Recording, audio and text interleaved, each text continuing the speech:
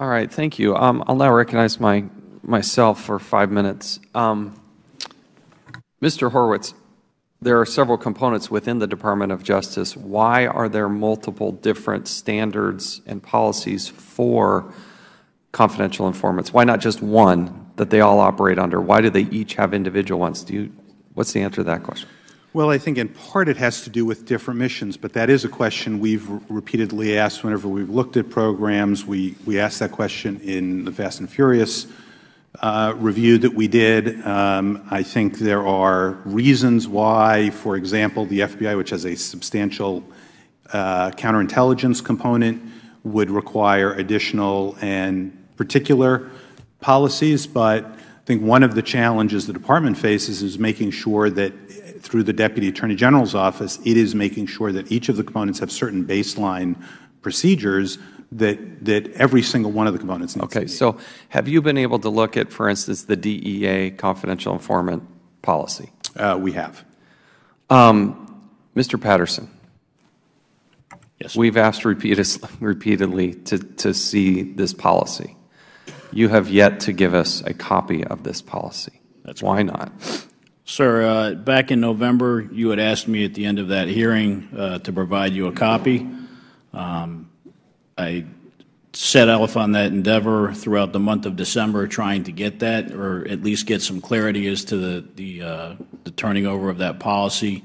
It became relatively apparent to me that I was going to need to wait for the next administration as people were leaving, as the outgoing administration and folks were leaving the department. Were you told not to give it to us? During the previous administration? Yes. I got, quite frankly, no real answer. Which means don't do it? My understanding from the department at the time was that the policy would not be turned over based on department policy. I had been doing so let me go back to June 22nd of 2016. Mr. Rosenberg. Who's Mr. Rosenberg? The administrator of DEA. And he was before the Senate Judiciary Committee when Senator Grassley, who happens to be the chairman of that committee, asked if it had been completed and asked if the Senate Judiciary Committee could get a copy of it. Here's what Mr. Rosenberg said, and I quote, "It has been finalized. It's been approved by the department. I'm more than happy to provide a copy to this committee and to your staff, sir," end quote.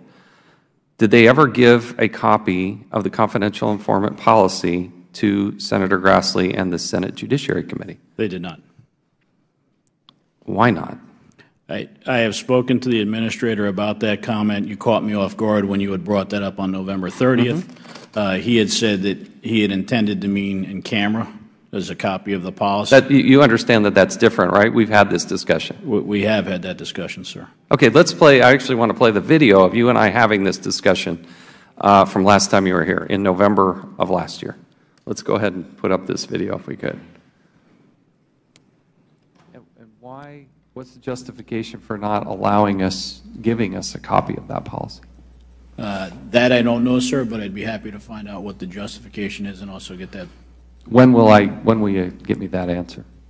I will get you that answer as quickly as possible after returning to the office. Do you understand that in camera is different than giving us a copy of that policy? I do understand that. And you understand we're not going to be satisfied with an in-camera review? You're making that very clear. Okay. So, Mr. Patterson, when did you give me the answer to that question? I have not, sir.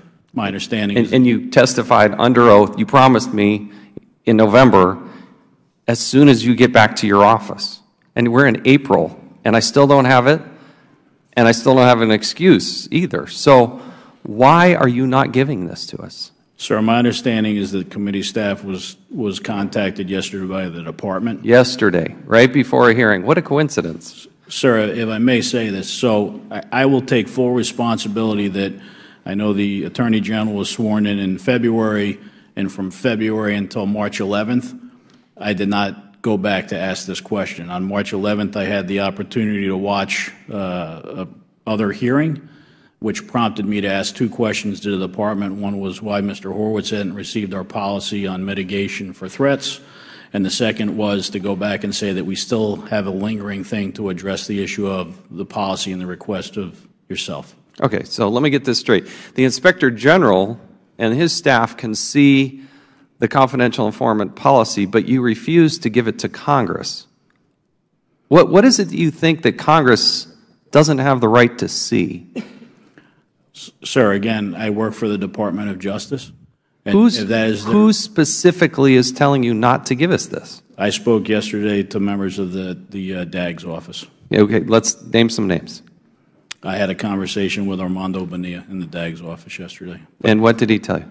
He made me aware that the committee staff had reached out to you and that you guys were going to work a path forward on this issue. Okay, so I'm going to have to go to another route, and I hope you understand it.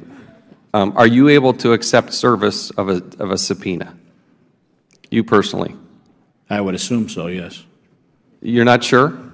I mean, your boss, right? The acting director is testifying. Actually, it's that way, next door. I think what I'm going to do, if you're not sure, I'm going to have somebody else chair this hearing.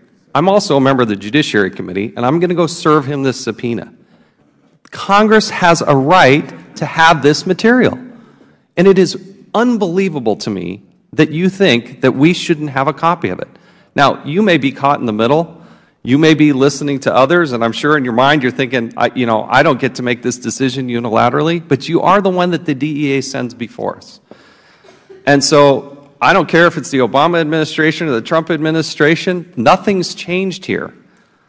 And so in order to get the result that we need so we can provide the proper oversight, we're going to need a copy of that policy. And I'm not buying this whole idea, oh, we give it to Congress, then it's public. We understand how sensitive it is. We have no intention of giving it to the public or releasing it. But I think you do value in some part oversight because you do give it to the Inspector General.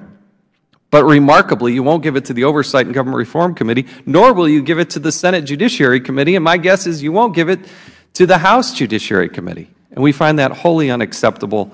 And so I'm forced to get into a position, which I didn't want to have to be into, but we're going to issue this subpoena and get a copy of this material.